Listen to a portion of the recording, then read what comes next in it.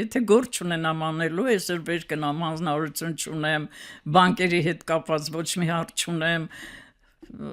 չգիտեմ, հիմնարկի գործերով բանով ոչ մի բան, երեխեքը չեն զանգել, ոչինչ չեմ պահանջել ինձանից, մոլորում եմ, բա ինչ անեմ, ես ինչ անեմ, աստոր եմ անցկացնելու այսօր։ Արդյունավետ լինի օրը։ Հա։ Այդպես սովորություն էլ չունեմ հարևանների հետ, ժամանակ էլ չեմ ունեցել, որ բան, ավելի շատ, եթե ժամանակ ունեմ, գիրք կկարդամ։ Հիմա էլ այս վերջերս, որ քաղաքական թեմաներով շատ հոգնել էի, արդեն տեսնում էի, որ ներվերս էլ իմ առողջության վրա է ազդում, էլի արդեն որոշեցի գիրք կարդամ։ Ռաֆու 12 հատորը 2 ամսում կարդացի, պատկերացրեք։ Նորից վեր հիշեցի ամբողջ դպրոցում էի կարդացել։ Մեծ գրադարան ունեմ, հիմա ամբողջ գրադարանը երկրորդ անգամ կարդում եմ։ Սովորաբար ոչ թե միայն գրքերը, այլ հետաքրքրվում եմ ամեն ինչով։ Աշխարհի վիճակով, մեր երկրի ճակատագրով շատ մտահոգված եմ ու ամեն հարց իմ հոգուս խորքով անցնում ամեն ինչը։ Տիկին Վալյա, որ ժամանակները նայում եք, համեմատում եք, դուք ոնց որ խորհրդային սերունդն եք, շատ բան եք փոխված տեսնում, արժե համակարգային։ Գիտեք ինչ, հիմա որ այս հակառուսականությունը շատ տարածվել է մեր Հայաստանում, որ բոլորը ոտքի են ելել, ռուսներին չգիտեմ, ես գտնում եմ, որ մեր երջանիկ տարիները այն 70 տարին է եղել Հայաստանի, որ ապրել ենք Ռուսաստանի հետ միացյալ մի միության մեջ։ Ապահով ենք եղել, ոչ մի վտանգ չենք ունեցել, աշխատանք ունեցել են, ձրի կրթություն են ստացել, առողջապահությունը ձրի է եղել, սանատորիաներ, հանգստյան տները ձրի, երեխաներին ճամբարներ եւ այլն, առավելություններ շատ կար։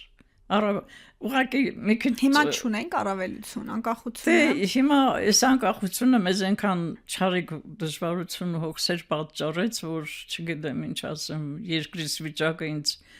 ահա որ ցավը պատճառում է, սոհերը, այս պատերազմը, այս Արցախի կորուստը չեմ կարող, շատ ծանր եմ տանում։ Ոնց եք հաղթահարում։ Դե դա ասում եմ, որ ստիպված մեկ-մեկ որ արդեն տեսնում եմ դժվար է, գիրք եմ կարդում։ Դարձանությամբ։ Այո, գիրք եմ կարդում, բայց դա փրկություն չի։ Հույս ունեմ, որ մի բան կփոխվի, կլավանա։ Դուք որ տեսնում եք այսօր երիտասարդները դիտարկող հայացքով, արդյոք անում են ինչ-որ սխալներ, որ գուցե ձեզ տարիքի փորձառության խորքից երևում է, որ պիտի շտկվի։ Բաներ կա, որ ես օրինակ ոչ ռազմական գործի չեմ, ոչ քաղաքական, ոչ պետական պաշտոն չեմ զբաղեցնում, բայց բաներ կա, որ ես մտածում եմ, այ եթե այսպես չանեին, սենց անեին ավելի լավ կլներ, սենց, չգիտեմ, անդադ մտահոգությունների մեջ եմ։ Իսկ սերունդների բախում որպես այդպեսին, դուք ձեր թորների, ծորների հետ շատ եք մեծ իրենցից, թե կապը կա։ Չէ, ես իմ մեծ տարիքի առումով այդպես չեմ զգում, որ ես իրանց հետ հավասար եւ հակու կապի մեջ, եւ սանրվածքի մեջ, եւ պահվածքի մեջ մասնակից եմ, խորհուրդներով գոնե։ Ոչ շատ չոր ձևով, բայց ընդհանրապես առաջադեմ եք։ Հաջան։ Առաջադեմ Հա, եք։ իհարկե, բոլոր դեմ։ Գիտեք ինչ, ընդհանրապես ես մարդկանց դիտողություն անող եմ, այդպես չի, որ շատ մեղմ, անընդհատ ընդհակառակը։ Չեմ սիրում գցնող մարդկանց, ամենավատ հատկությունն է դա իմ համար։ Մարդը պետք է ուղիղ լինի, ճիշտ լինի։ Եթե թերություն ա գտնում, սրտացավորեն ասի։ Ես գտնում եմ, որ թերություն ասող մարդը սրտացավ մարդն է։ Իսկ այն որ կողքից կարող ասի, վայ, ես ինչ լավ բան, ձևական դա չեմ ընդունում։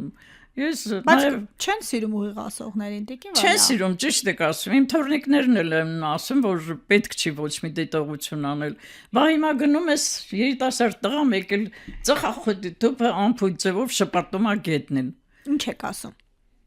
Ստիպում եմ, որ վերցնի աղբար կգցի։ Օրինակ, ոնց եք ստիպում, տղա ջան։ Ասում եմ, տղա ջան, վերցրու, չի կարելի, շատ տգեղ բան ես անում։ Դրա համար էլ մեր քաղաքը այսպես կեղտոտ է։ Ոչ մի բանից անտարբեր չեմ անցնում։ Օրինակ, այդ ձկան խանութը գիտեք, չէ՞։ Կարելի է մի փոքր էպիզոդ պատմել։ Հա, իհարկե։ Այդ ձկան խանութի դիմացի շենքը մեծ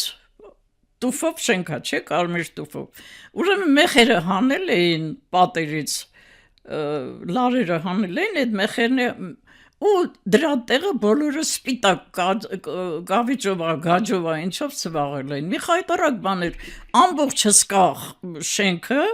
նայում ես, ինձ ապշում ես, ինչքան պետք է մարդը ուղեղ չունենա, որ այս գեղեցիկ շենքը սենց այլանդակել է։ Ինչ արեցիք։ Անցած տարի ուրեմն գնում եմ բանկ, Ամերիա բանկ եմ մտնում, այդտեղ սրճարան կա, բացօթյա սրճարան, մեկ էլ տեսնեմ Ավինյանը նստած է կրթության նախարարի հետ, Ժաննայի հետ։